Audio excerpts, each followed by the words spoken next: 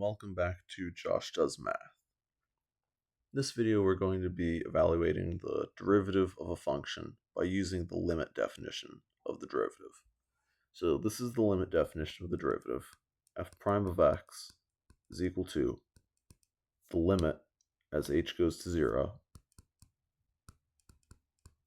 on f of x plus h minus f of x all over h. So we're going to be using this equation right here to find the derivative of this given function up here. So I'm going to rewrite this limit as h goes to 0.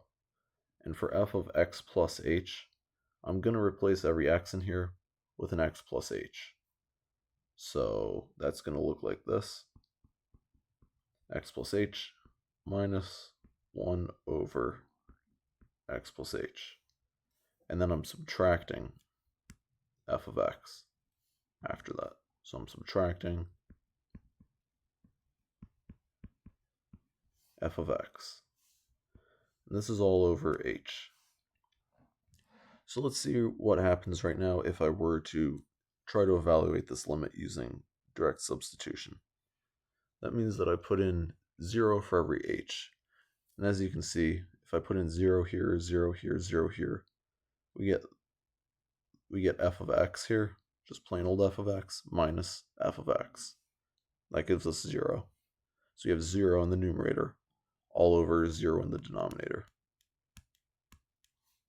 And that's an indeterminate form. It doesn't tell us anything about what this limit actually evaluates to. So we need to take a different approach here. We need to try to simplify the numerator and denominator somehow to get out of this indeterminate form, so we get actually some number that tells us what the limit is equal to. So usually if you have a power of 2 or a power of 3 in the numerator here, if you factor, if you use FOIL, or if you distribute, you can usually get out of this jam that we're in right now.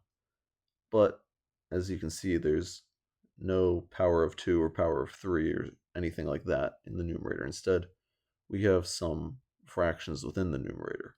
So if you see fractions and you're getting a 0 over 0, one way to get out of that is to try to come up with a common denominator throughout the numerator here.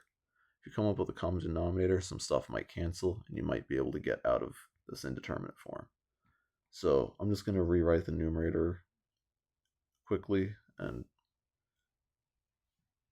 distribute this negative here. So I'll have x plus h minus 1 over x plus h minus x plus 1 over x.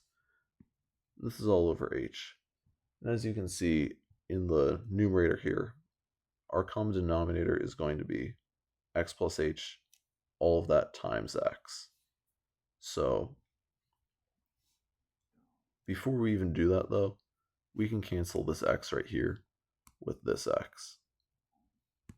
That'll just save us a little bit of time doing the calculation in the numerator later.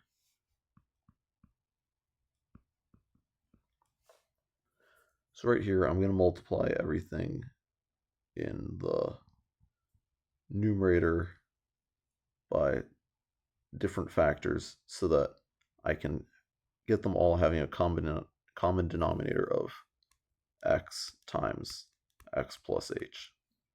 So for this first term here, I need to multiply the top and bottom of it by x times x plus h, since its denominator is 1.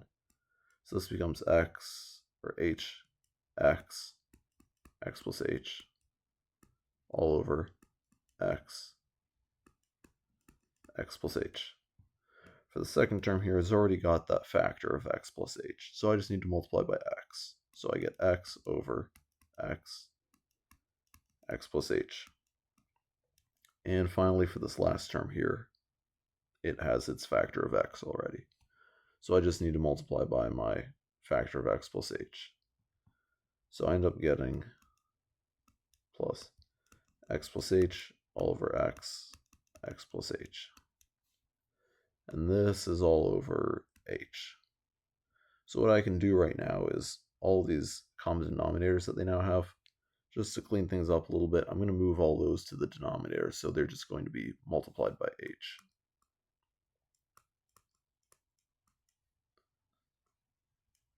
So this is going to turn into hx, x plus h, minus x plus h, all over hx, x plus h.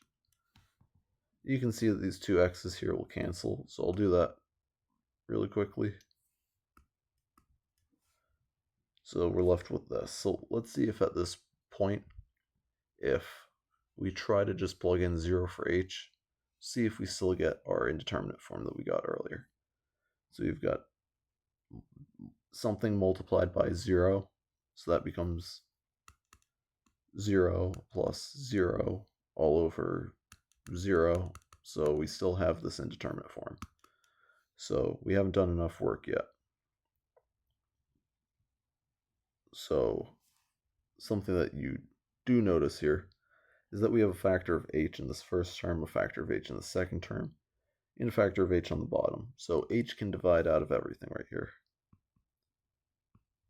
The fact that you're dividing by h on the top and bottom is a good sign, because then whenever you plug in 0 for h later, well, there's an h that's gone in the numerator and denominator, and we know we were getting a 0 over 0 as our indeterminate form.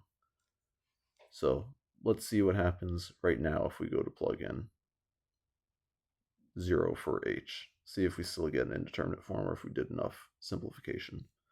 So we're going to get x times x plus 0 plus 1 all over x times x plus 0, which simplifies to x squared plus 1 all over x squared.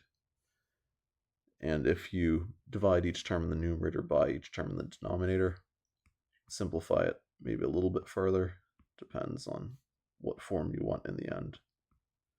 But this is our answer. This is equal to f prime of x. And this is our final answer.